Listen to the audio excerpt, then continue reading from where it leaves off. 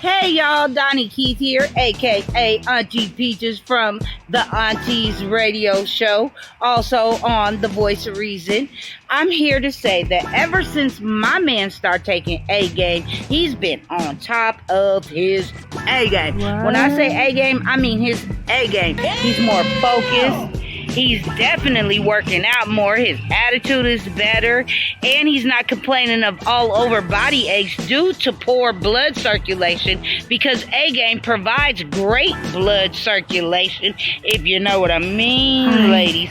That blood circulation. Sometimes I have to hide the A-Game in the bushes when I'm out walking the dog just because I want some sleep. If you know what I mean, ladies. Stay on top of your A-Game, fellas. Get your A-Game.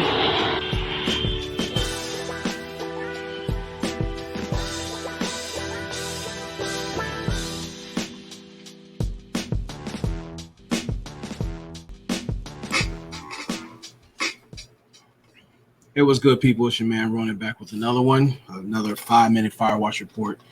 And I want to send mad love to the A-Game Nation. Shout out to the A-Game family and all the subscribers, new and old.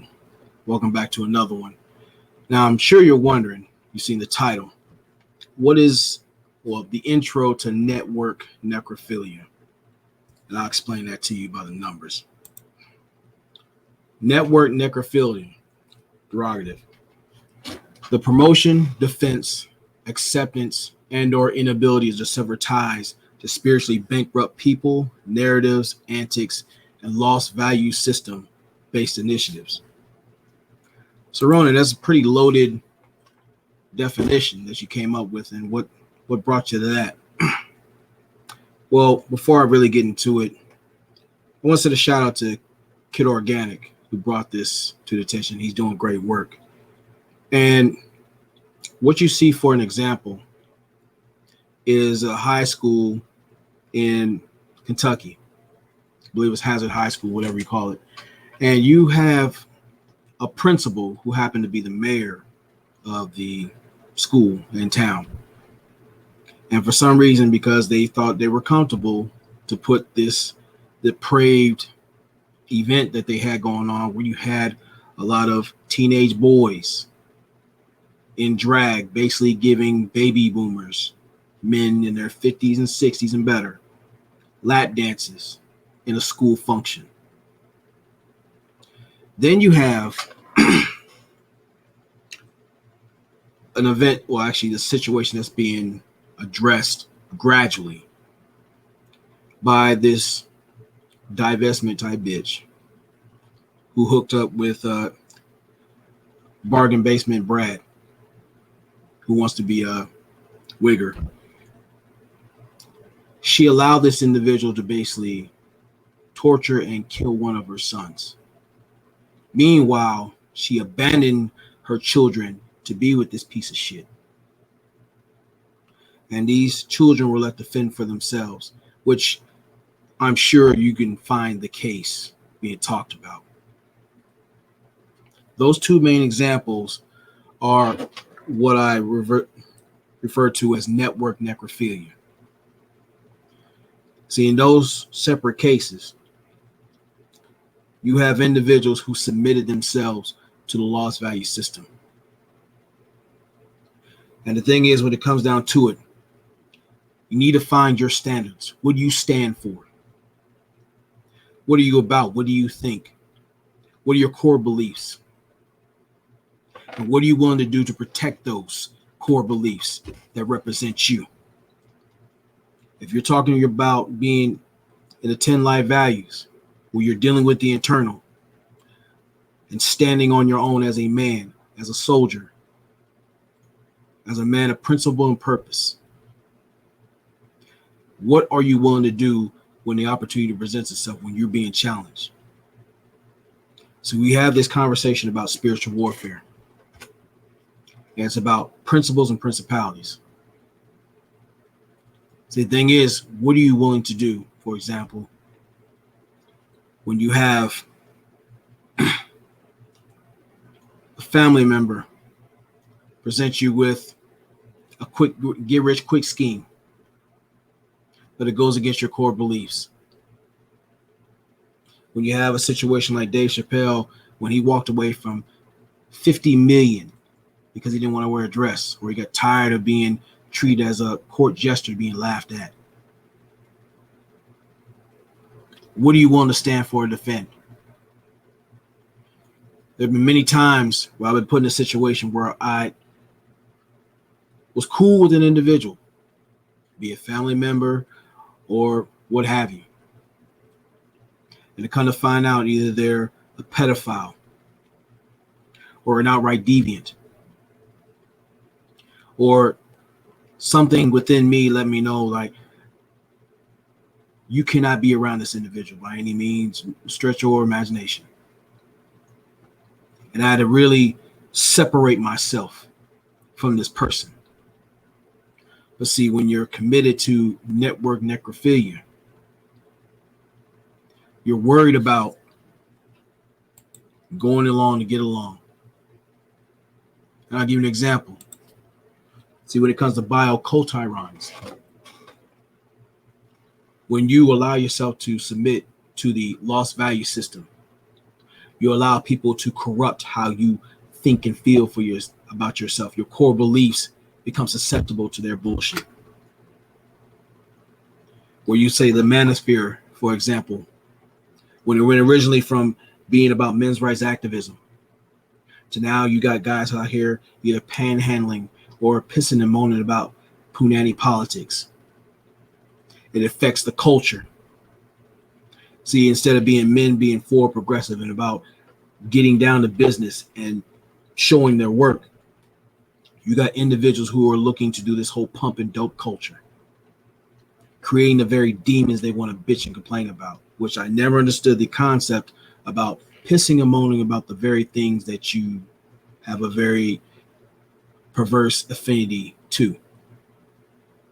See, why do you want to make love or have this fetish for people who are spiritually bankrupt or dead? We have this thing where individuals are out here worrying about chasing after the strag or bitching about the strag.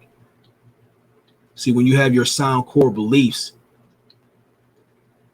you repel dead individuals, people who don't think like you. If you're thinking upright and they don't, you don't belong to them. You can't roll with them. But ultimately, in the manosphere, has allowed this environment to be safe for these vermin to come in, these pieces of shit that sit there and prey on children or prey on other men. Or you have individuals who are conflict creators, peddlers of bullshit, where they basically fleece you out of your resources and your time, mainly out of your money, speaking life into dead things, when inherently turns you into zombies. And let's speak on that. It isn't just the conflict creators that I'm talking about. It's you voyeurs of this bullshit. See, individuals who dig in their pockets or use other means to transfer your monies and resources to support dead issues and narratives. You play a part in necrophilia part too. And by definition, necrophilia is when you have a fetish about sexual activity with the dead. In this case, dead narratives, spiritually dead individuals and initiatives. See, when you have individuals who are afraid of this, that's what's going to show what side of spiritual warfare you're on. You're either on this side or on this side. There is no in between. See, this is where when you're on this side, you poorly use this and this. And this does not exist when you're in the lost value system. Network necrophilia affects all manners of men, be it from Martin Luther King Street to Wall Street and all points in between. You can make all the money you want, but if you're spiritually depleted or dead, you are subject to corruption. You've seen this in many athletes. You see this in many people in high places. This is why individuals start breaking down in real time, because that's what the loss value system is designed to do. See, if you have a fetish for dead things, don't think you can get up and think you go unscathed. You're subject to corruption, disease, destruction, and death, and not an honorable one either. So I want to say in closing, this is why we push spiritual fortification. Knowing yourself, establishing yourself, and learn how to protect yourself, executing the 4 P's. We're talking about protection, provision, procreation, and problem solving. Because this is what you need among many things. Every day, every minute, every hour, every week, every year. Spiritual warfare comes in all forms, and they do say the road to hell is paved with good intentions, but you need to be ready when that is presented to you in your most unaware times. You must be vigilant, be it military or civilian. Everything that looks good isn't good. You got to be very mindful. The people I'm around, do they breathe life into me? Or they're looking to fuck with, or literally fuck, the dead spirit or dead identity I used to be. That whole part of necrophilia that comes into people keeping you in a box. Making sure that you're not moving forward without them. See, that version of network necrophilia, they're fucking you out of potential and your greatness. See, if you're around people who are promoting the 10 life values, they not only support you with your vision, but they'll stay on you to make sure you see it through. That's when you know which side you're on.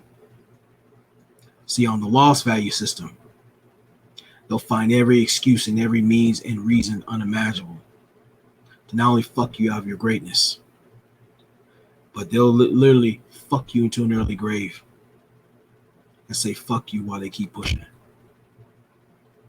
That's what they don't tell you. Or they do, you're just too enamored by the flashing lights at the moment. But you notice you see flashing lights right before the impact of a car crash or a train crash.